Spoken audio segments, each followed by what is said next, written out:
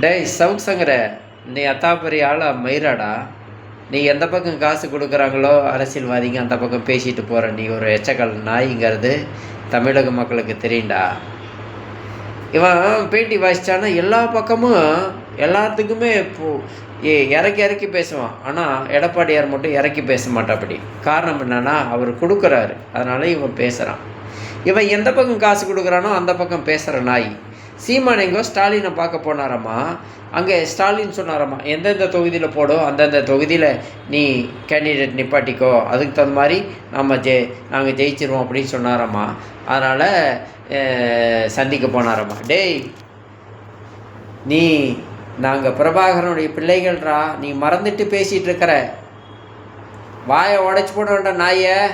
டேய் சவுசங்கர் நாய், வாயை உடைச்சி போயிடுவேன். தமிழ் தேசியத்தை பற்றி கொஞ்சம் கூட எல்லளவு சொன்னேன்னு வச்சுக்கோ, வாயை உடைச்சி போடுவேன். சவுக்கு சங்கர் நாயை, எச்சக்கால நாயை, எந்த பக்கம் கொடுக்குறாங்களோ காசு அந்த பக்கம் வாங்கி திங்கிற நாயை. சீமான் தம்பிகள் சாதாரணமான இல்லைடா. நீ பேசிகிட்டு இருக்கிறது திராவிடம் கேட்டுருப்பான், ஆனால் தமிழ் தேசியவாதி தமிழர்கள் நாங்கள் கேட்க வேண்டிய அவசியம் கிடையாதுடா.